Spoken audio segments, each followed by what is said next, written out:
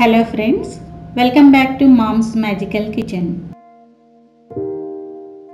ఇవాల్టి వీడియోలో తీపి గుమ్మడికాయతో ప్యాన్ కేక్స్ చేయడం ఎలాగో చూపించబోతున్నానండి.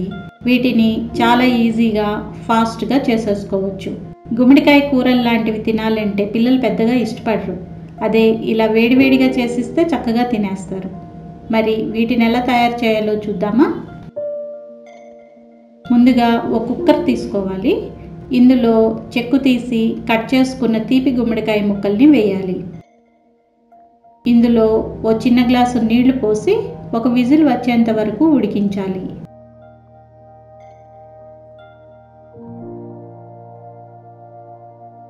ఉడికించిన గుమ్మడికాయ ముక్కల్ని మిక్సీ జార్లో వేసి పేస్ట్ చేసుకోవాలి. ఇప్పుడు ఓ పెద్ద గిన్నెలోకి ఒక కప్పు గుమ్మడికాయ గుజ్జు తీసుకోవాలి. ఇందులో 3-4 స్పూన్ల పంచదార వేయాలి. పంచదారకు బదులు బెల్లం కూడా వాడుకోవచ్చండి. తర్వాత కొద్దిగా ఉప్పు వేయాలి. ఆ తర్వాత ఏదైనా పొడిపిండి కలపాలి. నేను ఇక్కడ రాత్రంతా నానబెట్టి ఎండబెట్టి పొడి చేసుకున్న అండుకొర్రల పిండిని వాడుతున్నానండి. మీకు కావాలంటే ఏదైనా సిరిధాన్యాల పిండి కానీ బియ్యం పిండి కానీ కలుపుకోవచ్చు. అలాగే జొన్న పిండి, సజ్జపిండి లాంటివి కూడా ట్రై చేయవచ్చు. ఇప్పుడు కొద్దిగా యాలుకల పొడి వేయాలి. వీటన్నింటినీ బాగా కలపాలి.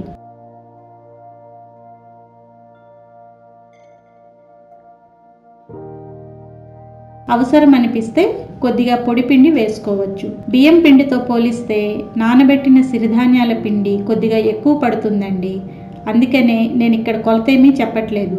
కాకపోతే పిండిని చిన్న చిన్న ముద్దల్లా చేయడానికి వీలయ్యేలా కలుపుకోవాలి.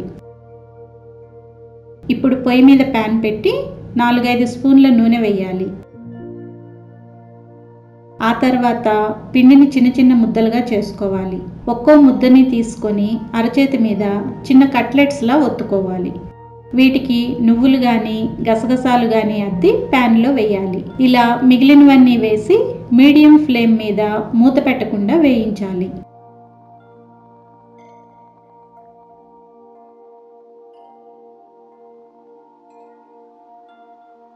1-2 నిమిషాల తర్వాత వెనక్కి తిప్పి వేయించాలి.